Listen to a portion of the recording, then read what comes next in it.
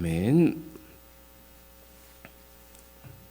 여러분, 지금까지 역사 속에 살았던 사람 중에서 세계 최고의 IQ를 가진 사람은 누구였을까요? 아십니까? 1898년 4월 1일에 태어난 윌리엄 제임스 사이드스라는 사람이에요. 이 사람의 IQ는 300 정도랍니다. 우리가 감히 생각할 수도 없는 숫자죠. 이 러시아 유대계의 이민자로서 미국에서 살았던 사람인데 6개월 때부터 자기가 숟가락을 잡겠다 하면서 숟가락을 들고 밥을 먹기 시작하는데 이게 잘 안 되는데 한 2주간 연습하더니 6개월 2주가 지나면부터는 자기 숟가락으로 자기가 밥을 먹었다 할 정도로 굉장히 뛰어납니다. 만 1살 때, 우리는 돌이라고 그러죠. 돌을 할 때에 처음으로 이 책을 읽기 시작했다고 그래요. 놀래지도 않네. 그렇게 읽는 사람 아무도 없으면서. 엄청난 사람입니다. 2살 때에는 성인 수준의 책을 읽었고요. 5살 때는 그렇게 어렵다고 하는 의학서의 해부학의 논문을 썼다고 그래요. 6살 때는 아리스토텔레스의 논리학을 습득했고, 이 6살 때 자기 혼자 스스로 공부해서 라틴어, 그리스어, 프랑스어, 러시아어, 히브리어, 터키어, 아르메니아어 등 8개의 언어들을 썼고요. 4살 때부터 8살 때까지 총 4년간의 4권의 책을 저술했다고 해요. 6살에는 브루클린에 있는 통합학교에, 우리나라 초등학교죠. 초등학교도 거기도 6년인데 초등학교에 6살 때 입학을 해갖고 3일 만에 3학년으로 진급을 하고 7개월 만에 졸업을 해버렸어요. 남 6년 과정을 7개월 만에 다 끝마쳐버린 겁니다. 8살 때에 하버드 대학 교수 E.V. 헌팅턴이 쓴 수학 교과서를 이거 잘못됐다고 지적해갖고 교정을 시켰고요. 이 8살 때 하버드 대학에 입학을 했지만 나이가 너무 어리기 때문에 들어가지 못했고, 그래서 11살 때에 하버드 대학에 들어갔고 2년 만에 대학의 모든 과정을 마칩니다. 하버드 대학에서 심리학 박사, 의무 박사, 정신과 박사입니다. 박사의 학위를 따고 학생들을 가르치기 시작했다고 합니다. 그런데 이런 진짜 놀라운 재능을 가지고 이 사람은 어떻게 살았을까요? 16살 때에 하버드 대학교 수학과를 우수 학생으로 졸업하고 17살 때에 미국 휘스턴에 위치한 라이스 대학의 수학과 교수가 되었지만 몇 개월 하다가 그만두어 버리게 됩니다. 그리고 사회주의자, 무신론자, 좌익주의자들이 대거 참여한 노동절 전쟁 반대 운동에 참여한 다음에 잡혀갖고 징역 18개월을 선고받게 되어지죠. 그때 판사가 너는 하나님을 믿느냐라고 질문하자 이 시데스는 나는 어떠한 신도 믿지 않는다라고 답변했다고 그래요. 석방 후에 부모와 의절을 해버리고 미국 동부 도주에서 단순 노동을 하면서 생계를 이어나갑니다. 이런 이 특별한 사람에게 기자들이 몰려들어서 계속 자기의 일상을 기사화시키자 이 사람은 이 기자들을 상대로 사생활 침해로 고소를 해서 7년 동안 법정 싸움을 싸우다가 패소해버립니다. 성인이 되어서는 아무도 모르는 곳에 숨어 살게 되어집니다. 불우한 인생을 사다가 46살 때 뇌출혈로 죽고 말죠. 대단한 이 지적 능력을 하나님으로부터 선물로 받았는데 그것을 인류를 위해 빛난 삶을 살지 못한 이 사람을 보게 되어집니다. 우리 모두는 하나님으로부터 각자 모두가 재능을 다 받았습니다. 우리는 그걸 은사라고 합니다. 하나님께로부터 안 받은 사람은 아무도 없습니다. 예외 없이 각자 필요한 재능을 하나님께서 다 주셨습니다. 그럼 그 재능을 빛나게 하려면 우리는 어떻게 살아가야 하겠습니까?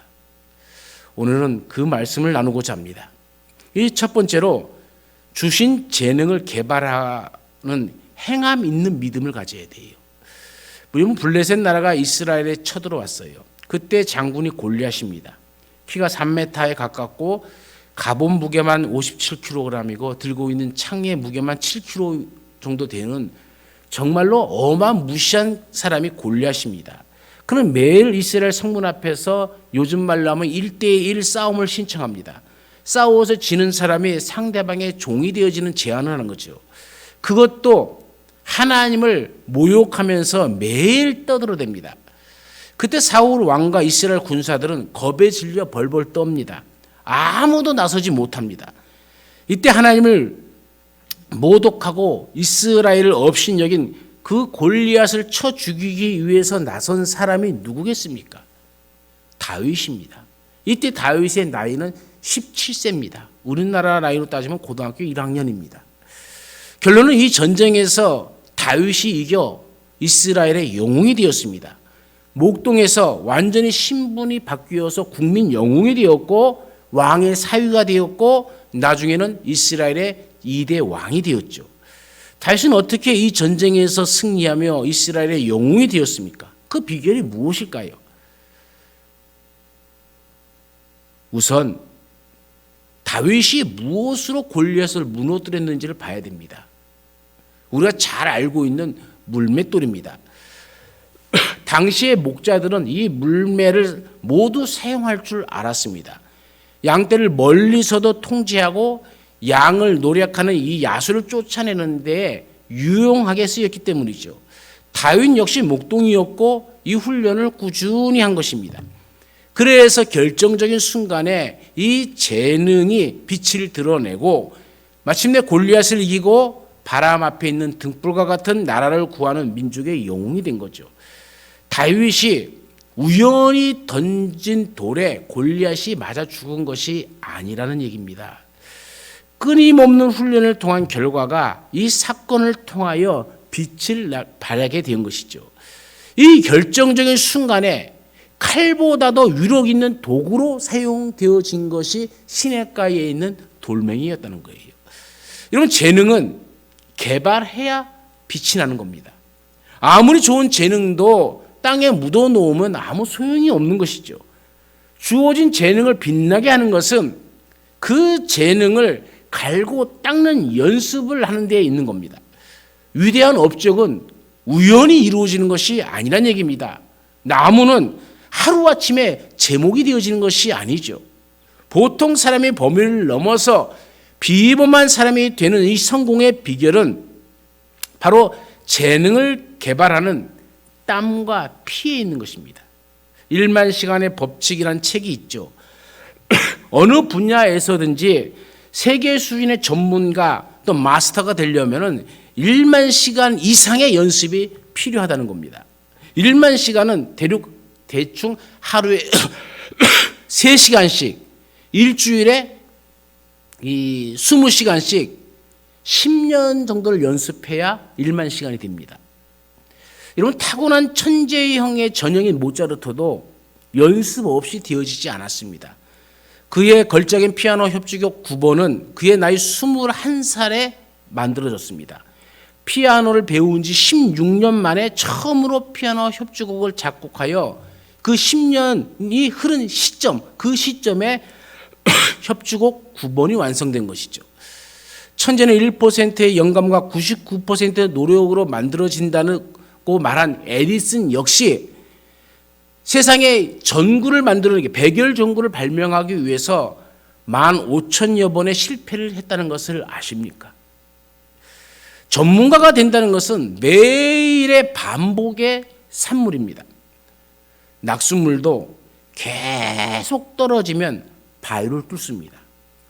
반복의 힘은 바위만 뚫는 것이 아니라 굳게 닫힌 사람의 마음도 열게 합니다. 몇 번 해보고 쉽게 포기해서는 안 된다는 얘기입니다. 습관이나 버릇은 그냥 생기는 것이 아니라 같은 행동을 반복할 경우에만 생깁니다. 재능을 빛나게 하려면 선택을 하고 그것에 집중을 하고 그 집중한 것에 대해서 반복을 계속해서 해야 된다는 것이죠. 이 반복이 차이를 만들어내는 겁니다. 천재일지라도 반복하지 않으면 그 재능은 녹이 씁니다. 인터넷에서 못생겼지만 부끄럽지 않는 사람들, 그리고 박지성, 김연아, 강수지, 이상화 이런 선수들의 발을 보신 분들이 있을 겁니다. 발이 이쁘던가요? 화려하지도 않고 이쁘지도 않습니다. 울퉁불퉁하고 굳은 살이 생기고 멍투성입니다. 이 발레리나 강수 씨의 발을 보세요. 마치 병든 발처럼 흉측하게 보입니다. 하지만 이들은 발톱까지 빠지는 그 아픔 속에서 발의 뼈가 휘어지는 그 연습 속에서 그 연습을 거듭한 끝에 자신의 재능을 빛나게 꽃피운 사람들입니다. 한 달란트 맡은 사람처럼 땅에 묻어놓으면 아무것도 맺을 수가 없습니다. 이런 믿음은 행함이 없는, 다시 말하면 죽은 믿음이죠.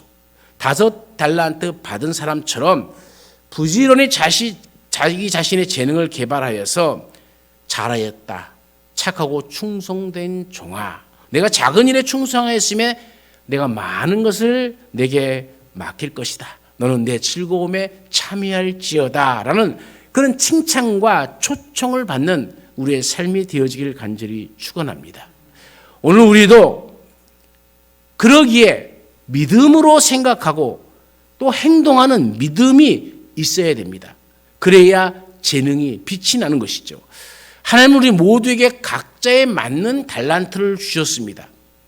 그러므로 남의 은사, 남의 재능 부러워하지 말고 내게 주신 것에 최선을 다하고 땀과 피를 흘려 부지런히 노력을 해서 우리 모두도 착하고 충성된 줄 알아 칭찬 듣고 주님 앞에 초청받는 인생이 되어지기를 간절히 축원합니다. 두 번째로는 재능 주신 하나님을 의지하는 담대한 믿음을 가져야 합니다. 거대한 골리앗 앞에 사울과 군인들과 백성들은 어떻게 합니까? 심히 두려워하고 그 앞에서 도망합니다. 두려워 떠는 사람들은 결정적인 순간에 그 재능을 빛나게 만들지 못하죠. 위기를 기회로 만들지도 못합니다. 여러분 가만히 생각해 보십시오. 물맷돌을 던질 줄 아는 사람이 거기에서 다윗만 있었습니까? 이스라엘 사람들이 주 직업은 목축이기 때문에 모든 사람들이 물맷돌을 던질 줄 압니다. 특히 왼손잡이들이 많은 베냐민 지파 사람들은 10m 앞에다 머리카락을 세워놓고도 물맷돌을 던져서 그 머리카락을 맞출 정도의 굉장한 실력이 있는 사람입니다. 왜 제가 베냐민 지파 사람들을 다시 얘기를 꺼내냐면은 사울이 목동이었습니다. 베냐민 지파 사람이었습니다. 충분히 그도 물맷돌을 던질 줄 아는 사람들이었습니다. 그 안에 많은 군사들도 마찬가지고 이스라엘 모든 군인들로 불러온 젊은 사람들은 자기가 어렸을 때 다 목축을 하고 양을 지켰던 사람들입니다. 그들은 물맷돌 던질 줄 아는 사람이 다윗만 있는 것이 아니라 누구든지 던질 수 있었다는 것이죠. 하지만 그들에게는 두려움이 있었고 다윗에게는 담대함이 있었습니다. 여러분은 무엇을 소유하고 있습니까? 두려움입니까? 아니면 담대함입니까? 두려움이 있다면 우리는 아무것도 할 수 없습니다. 하나님이 아무리 좋은 기회를 우리에게 주신다 할지라도 두려움 가운데 있지만 나아가지 못하고 다 날려버립니다. 주신 은사도 활용하지 못하고 하나님의 주실 복도 받지 못하는 그런 존재가 되어져 버리고 맙니다. 하지만 우리가 담대함을 가지면 불가능을 가능하게 만듭니다. 그 물맷돌 하나에 골리앗이 쓰러져 죽을 것이라고 생각하는 사람은 아무도 없습니다. 심지어 사울 왕까지도 말렸습니다. 그러나 다윗은 담대한 믿음을 가졌습니다. 그래서 그 불가능을 가능으로 바꾸어 놓았습니다. 블레셋 사람이 누구기에 살아계신 하나님의 군대를 모욕하느냐? 다윗은 이 재능에, 자기가 갈고 닦은 재능에 하나님을 향한 믿음을 더한 사람이었습니다. 재능을 믿음으로 해석하고 그 믿음대로 실행한 사람이 다윗입니다. 이론적으로 따지지 않고 믿음의 행위를 가진 사람입니다. 내 경험으로 하면서 경험으로만 생각하지 않고 믿음으로 할 수 있음을 바라보았습니다. 사울왕 앞에 나가서 떨고 있는 사울왕 앞에 소년 다윗이 한 말이 무엇입니까? 왕이시여, 낙심하지 마십시오. 제가 싸우겠습니다. 어떻게 보면은 어린 소년이 와서 그 떠들어대는 것이 만용으로 보일지 모르죠. 아마 사울은 그렇게 보였을 것입니다. 그러나 다윗은 만용이 아니라 하나님을 믿는 담대한 믿음의 소유자였습니다.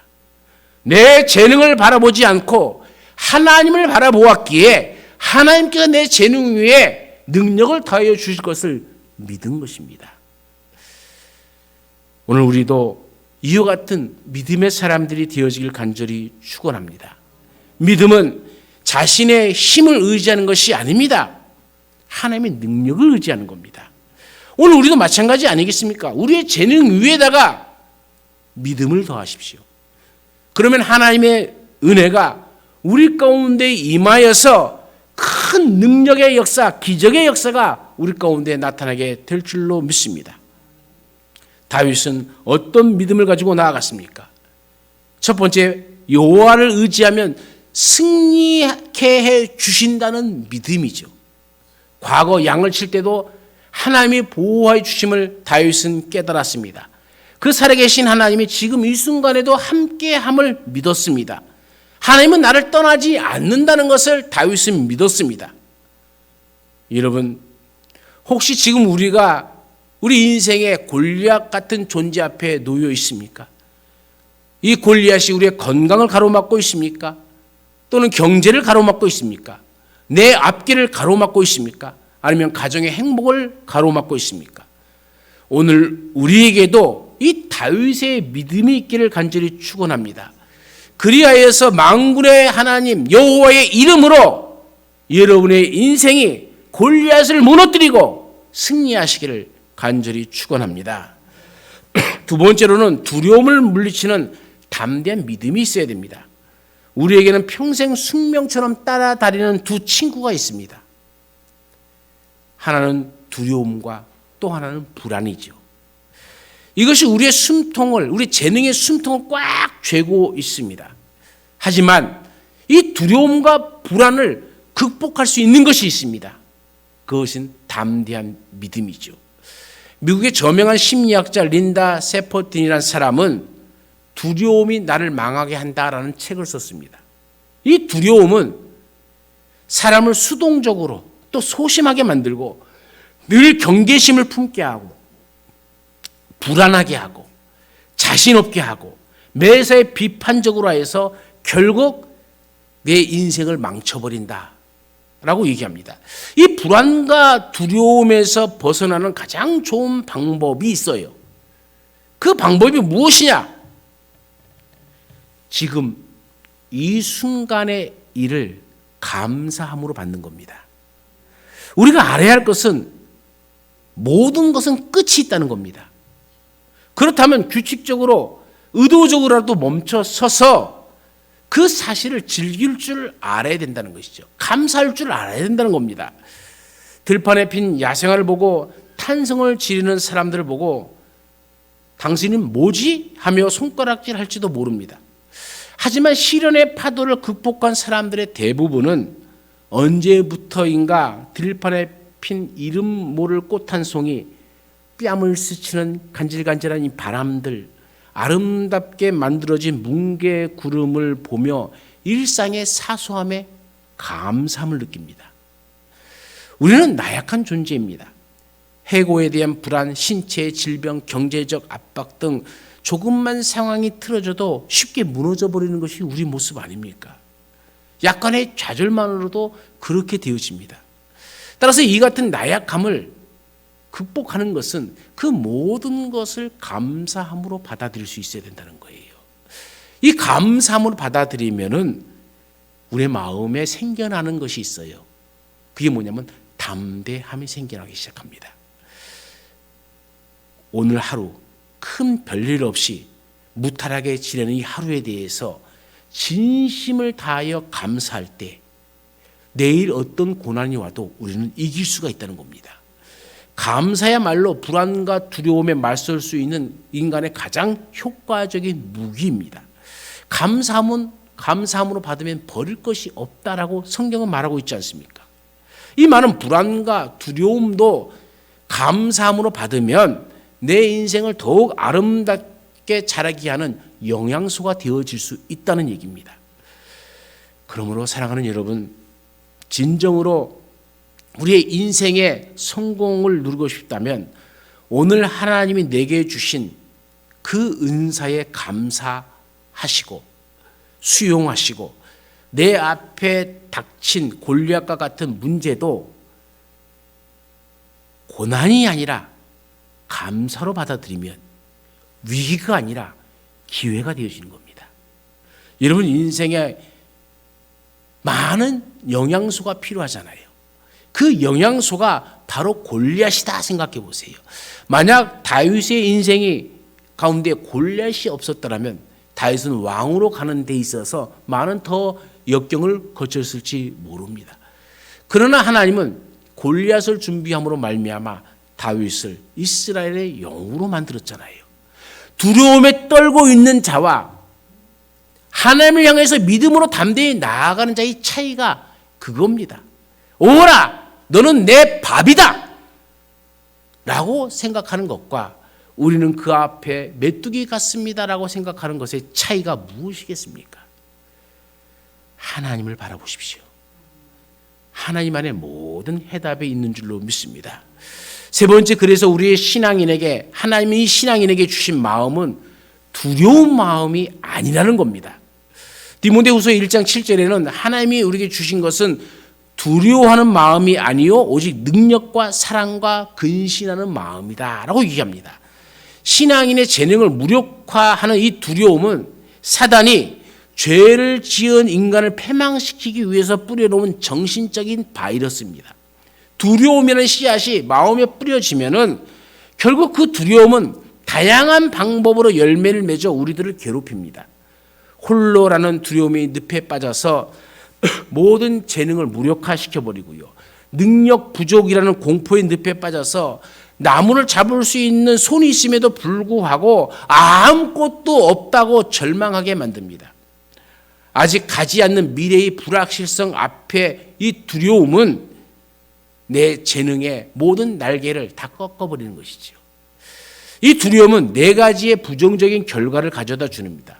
첫 번째로는 우리의 잠재력을 마비시켜버린다는 거예요. 그래서 성장하지 못하게 만드는 겁니다. 두 번째는 우리가 맺고 있는 인간관계를 다 파괴시켜버립니다. 거절당하는 것에 대한 두려움, 무시당하는 것에 대한 두려움, 비난받는 것에 대한 두려움, 피해당하는 것에 대한 두려움으로 정상적인 인간관계를 맺지 못하게 만드는 것이죠. 여러분 두려움 가운데 자꾸 의심하면 그 자꾸 의심하는 사람에게 교제하고 싶겠습니까? 결국 모든 인간관계를 다 파괴시켜버리는 겁니다. 한 걸음 더 나아가 세 번째로는 우리의 행복을 방해합니다. 이 두려움은 대인 공포증, 광장 공포증, 고소 공포증, 질환 공포증, 죽음 공포증과 같은 모든 공포증들을 우리 가운데 자라게 합니다. 심각한 만성 공포증의 환자가 되어져 버리는 것이죠. 네 번째로는 우리의 성공을 방해합니다. 사람이 두려워하는 이유는 여러 가지가 있겠지만은 분리되어 홀로 있다고 생각하기 때문이에요. 그럴 때 우리는 사건을 바라보지 말고 하나님을 바라보아야 됩니다. 우리에게는 만군의 여호와가 함께 하실 줄로 믿습니다. 어떤 경우라도 우리는 홀로가 아닙니다. 하나님이 함께 하십니다. 우리에게 재능을 주신 하나님이 친히 말씀하시기를 두려워 말라. 내가 너와 함께 함이니라. 놀라지 말라. 나는 내 하나님이 됨이니라. 내가 너를 굳세게 하리라. 참으로 너를 도와주리라. 참으로 나의 의로운 오른손으로 너를 붙들리라. 하나님이 우리의 삶에 개입하시면 홍해가 갈라지는 기적이 일어납니다. 여리고성이 무너집니다. 요단 강도 갈라집니다. 어떤 무기를 가졌느냐가 문제가 아니에요. 전술이 무엇이냐가 문제가 아닙니다. 바울은 로마 교인들에게 편지하면서 말하기를 하나님이 우리를 위하시면 누가 우리를 대적하리요? 믿습니까? 하나님이 우리와 함께 하시면 하나님이 나를 위하시는데 누가 우리를 대적하겠느냐는 이 믿음의 담대함으로 바울은 나아갔습니다. 우리가 분명히 알아야 할 것은 하나님은 공간적으로 어디서나 우리와 함께 하신다는 거예요.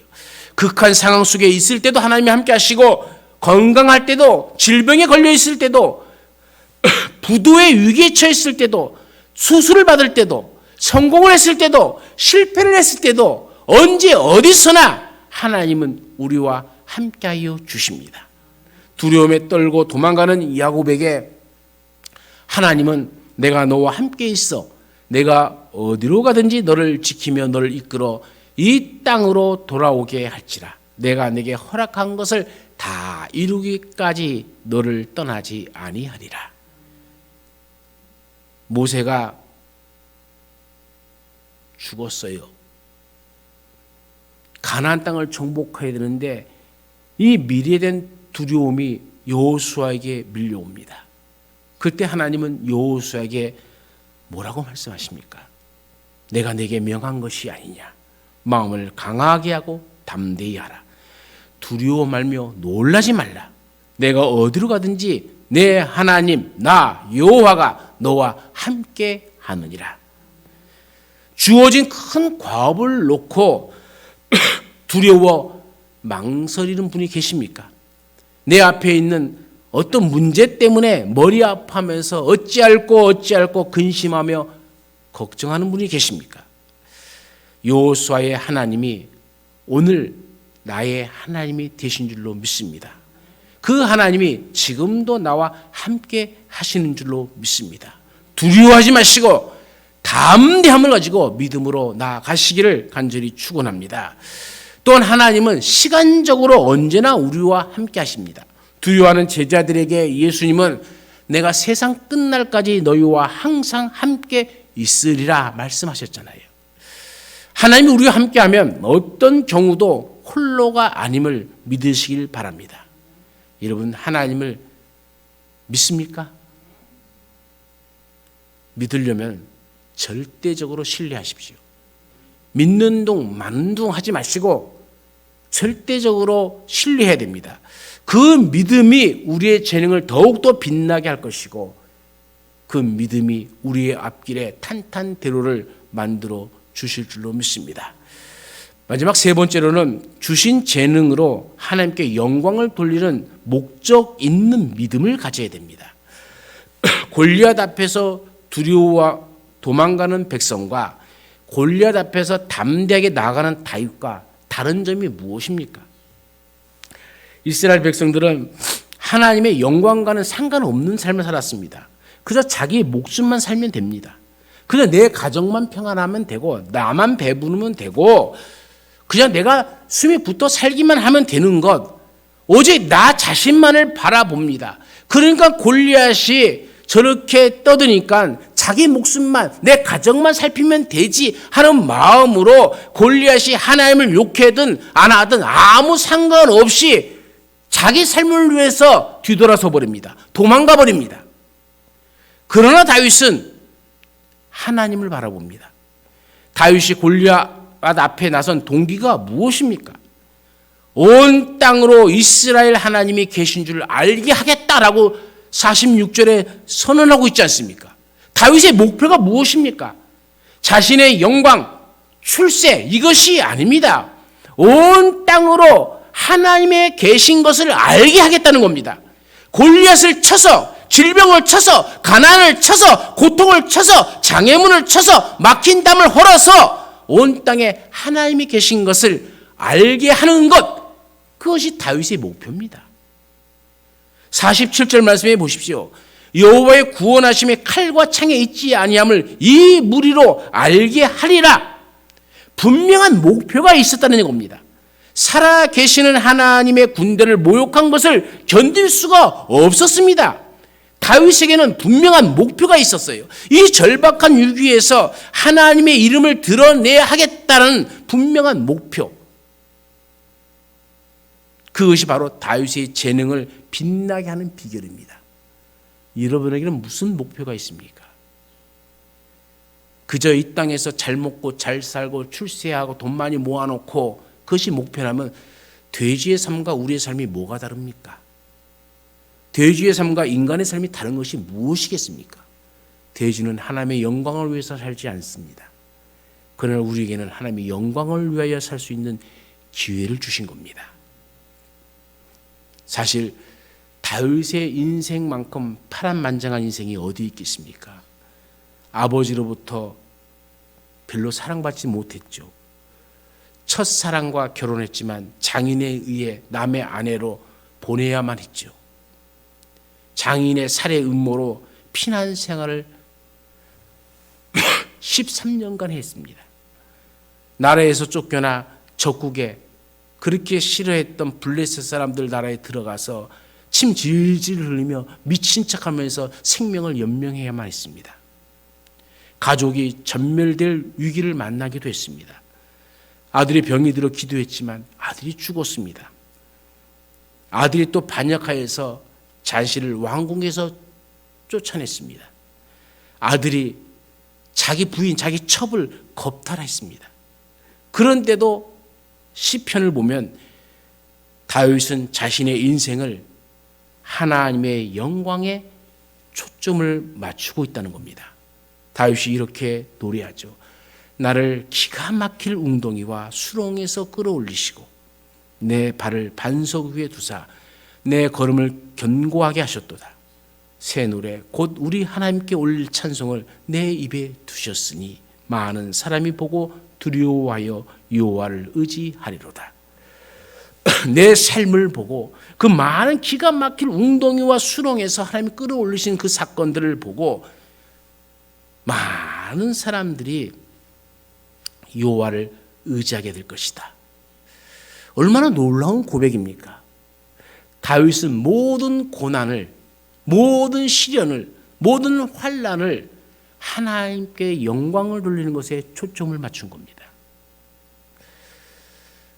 우리의 재능이 하나님의 영광을 위해 쓰임 받을 때에 가장 빛나게 될 줄로 믿습니다. 하나님의 영광을 위한 그 믿음을 우리도 소유하시기를 간절히 축원합니다. 사업이 잘 되는 것도 여호와의 영광을 위해서입니다. 건강한 것도, 부자가 되는 것도, 권력을 잡은 것도, 출세하는 것도 하나님의 영광을 위해서 하시기를 간절히 축원합니다. 어느 목사님이 들려준 이야기가 있어요. 자기 자신이 어렸을 때부터 섬겼던 교회의 이야기를 해 주셨는데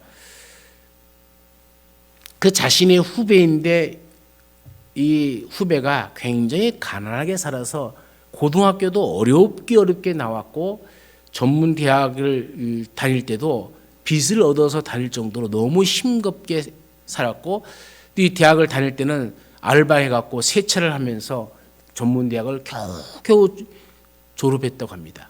그런데 시간이 많이 흘러서 지금은 장로님이 되셨는데 그 교회 주일학교 출신들 또 그 출신들이 무슨 사업을 한다 하면은 이분이 앞장서서 도와준다는 거예요. 그것뿐만 아니라 교회 주일학교 교사들이라든지 또 유치부를 맡아서 하는 선생이라든지 성가대 대원이라든지 누군가가 좀 여행을 가고 싶어서 돈이 없어서 쩔쩔매면은 자기 자비로 그 돈을 다 대줘서 여행을 다 보내준다는 거예요. 유럽 여행도 보내주고 같은 교회 출신이라는 이유만으로 어떤 목회자가 개척을 했다 하면 그 개척 자금도 매달 200만 원씩 보내준다는 거예요. 깜짝 놀랐습니다. 이 사람 도대체 얼마나 부자로 살았냐. 큰 부자는 아니라는 거예요. 그런데 분명한 목적이 있다는 겁니다. 하나님께서 나를 이렇게 대학 공부까지 시켰을 때는 하나님의 선한 목적이 있기 때문이다. 내 가정 나만 잘 먹고 잘 살라고 이렇게 하나님께서 복을 주신 것이 아니다. 그러므로 나는 하나님의 사람들이 무슨 일을 하든지 기꺼이 돕겠다 하면서 자기 교회 출신들을 목사님들을 어느 날 싹 다 우리 교회 출신 목사님 모으는 초청장을 다 보내갖고 그 목사님들을 다 유럽 여행을 다 보내주셨다는 거예요. 참 대단한 분 아닙니까? 작은 재능이지만 그 재능이 얼마나 빛을 발합니까? 하나님의 영광을 위해 초점을 맞춘다면은 어떤 재능이라도 빛이 나는 겁니다. 건강한 것도, 출세하는 것도, 명예를 얻는 것도, 권력을 얻는 것도 여호와의 영광을 위해서 우리가 그렇게 좀 살아가야 되지 않겠습니까? 여호와의 영광을 위하여 여러분 재능을 개발해 보십시오. 인생의 방향을 하나님의 영광을 위한다는 목적으로 전환하면 이 재능은 어떻게 개발되어지든 간에 빛이 나게 되어집니다. 재능이 빛나는 것은 얼마나 개발했느냐, 개발하지 않았느냐의 문제라기보다도 우리가 하나님의 영광을 위하는 확실한 목표를 갖고 있느냐, 갖고 있지 않느냐의 문제라는 것이죠. 홍해 앞에서 혹시 우리가 두려워하고 있습니까? 내 인생의 미래의 불확실성 앞에서 두려움의 늪에 빠져서 절망하고 있습니까? 그 늪을 나올 수 있는 방법이 있습니다. 그 앞에서 하나님의 영광을 외치십시오. 하나님의 영광 때문에 오늘 내가 홍해를 만났고 이 불확실한 미래지만 이것을 만났다고 생각해 보십시오. 그러면 하나님께서 그 홍해를 갈라지는 기적을 맛보게 될 것이고 불확실한 미래가 확실한 하나님의 영광을 위하여라는 목표로 다시 새롭게 세워질 줄로 믿습니다. 하나님의 영광을 위하여라는 목표를 분명히 하십시다. 골리앗 앞에 담대히 맞서서 싸워봅시다. 그러면 우리의 앞길을 막고 있는 이 골리앗이 무너지고 하나님의 살아계심이 우리의 삶의 현장에 나타나게 될 줄로 믿습니다. 하나님의 이름이 우리의 재능 때문에 모독을 당해서는 안 됩니다. 재능을 개발해서 내가 하나님의 자리를 차지하지 말아야 됩니다. 그 좋은 재능을 가지고 압살롬은 자기 영광 구하다 결국 비참한 최후를 맞이했습니다. 그 높은 지위를 가지고 헤롯도 자기 영광 구하다가 충이 먹어 죽었다라고 성경은 이야기하고 있습니다. 인생의 방향을 하나님의 영광을 위한다는 목적으로 전환하십시오. 그 목표를 분명히 하십시오. 그러면 우리의 재능은 결국 빛나게 될 것입니다. 바울은 고린도 교회에 편지하면서 뭐라고 얘기합니까? 그런즉 너희가 먹든지 마시든지 무엇을 하든지 다 하나님의 영광을 위하여 하라. 하나님이 영광을 받으면 우리도 영광을 받게 되어집니다. 요한복음 13장 32절에는 만일 하나님이 저로 인하여 영광을 얻으셨으면 하나님도 자기로 인하여 저에게 영광을 주시리라. 곧 주시리라. 여러분, 이 말씀이 오늘 우리에게 주시는 말씀이 되어서 우리의 삶으로 하나님께 영광을 돌리시고 우리는 하나님이 주시는 영광으로 살아가는 우리의 복된 인생이 되어지기를 간절히 축원합니다. 우리 잠시 통성으로 기도하겠습니다. 뒤돌아보면 하나님이 우리에게 주신 은사들이 참 많이 있었습니다. 오늘 우리는 이 은사를 어떻게 사용하고 있었습니까? 우리의 삶을 뒤돌아보며 주신 은사를 땅에 묻어버린 죄들을 회개합시다. 내 멋대로 사용한 죄를 회개합시다. 오직 내 영광만을 위하여 사용한 죄도 회개해야 됩니다. 그리고 이제 주신 말씀을 통해서 은사를 개발하는 믿음을 가지시고 담대한 믿음으로 하나님을 바라보며 하나님께 오직 영광을 돌리기 위한 이 목적으로 내 재능을 사용하겠습니다. 이 마음으로 이 결단을 가지고 다시 통성으로 기도합니다. 우리의 삶을 뒤돌아보면 참으로 하나님께서 우리에게 베풀으신 것이 너무나도 많이 있었음을 고백합니다. 아버지요, 그러나 오늘 우리는 다시 내 인생을 뒤돌아보면 그 모든 것을 내 기쁨을 위해서, 내 영광을 위해서 사용하진 않았는지 뒤돌아보며 회개합니다.